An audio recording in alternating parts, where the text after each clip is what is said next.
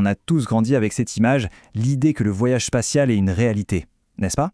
Eh bien aujourd'hui, on va décortiquer une source qui affirme exactement le contraire.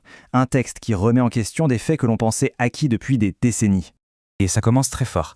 L'auteur Abdullah Boufim pose sa thèse dès le départ, sans aucun détour. C'est cette affirmation choc qui va être le fil rouge de toute notre analyse.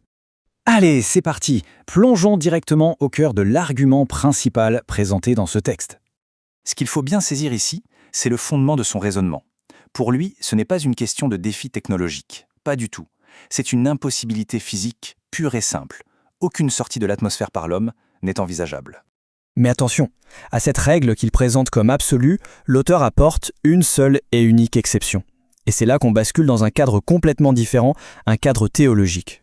L'auteur cite donc cet événement bien particulier comme étant la seule et unique fois où l'atmosphère terrestre a été franchie, un acte de nature divine et non une prouesse humaine. Ce tableau est assez parlant. Il résume parfaitement cette hiérarchie du voyage cosmique. En gros, les humains sont confinés. Les djinns, eux, peuvent traverser l'atmosphère, mais sont bloqués avant d'atteindre le ciel. Et même les anges ont besoin d'une permission divine pour circuler.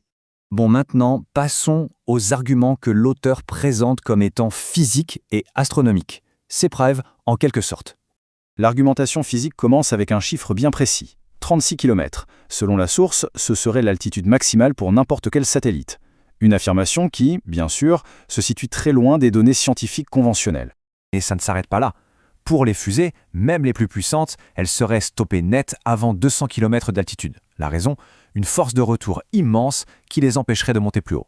Pour décrire le rôle de l'atmosphère, l'auteur utilise une métaphore vraiment puissante. Il la compare à du miel, une substance qui laisserait entrer les objets, comme les météores, mais qui se refermerait aussitôt derrière eux, une sorte de barrière à sens unique, rendant toute sortie impossible.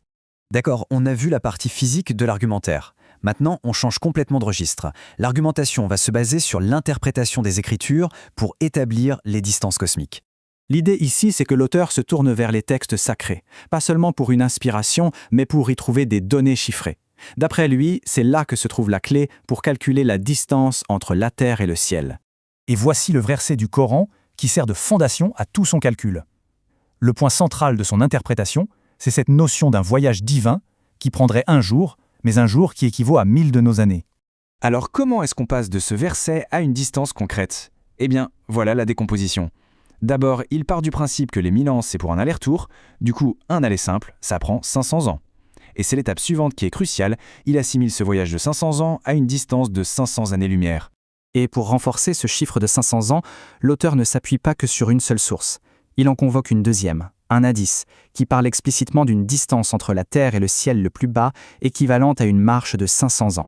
Bon, maintenant qu'on a toutes les pièces du puzzle, voyons comment elles s'assemblent pour former la vision du monde final de l'auteur et son défi à la pensée dominante. Voilà donc le modèle cosmique complet qui est présenté. La Terre serait au centre d'une sphère, le ciel le plus bas, qui se trouverait à une distance d'au moins 500 années-lumière. Et la Lune, elle se situerait dans l'épaisseur même de ce ciel, ce qui la rendrait encore plus lointaine, et tout voyage vers elle tout simplement inconcevable. L'auteur conclut avec un défi lancé directement à l'ensemble du monde scientifique. Il exprime une confiance absolue dans la solidité de son argumentation, au point de dire qu'il est impossible d'y trouver la moindre faille. Et tout cela nous laisse avec une question finale, une question de fond. Lorsqu'une source présente des textes sacrés, non pas comme une source de foi, mais comme une source de données scientifiques, comment fait-on pour déterminer ce qui est vrai? La question reste ouverte.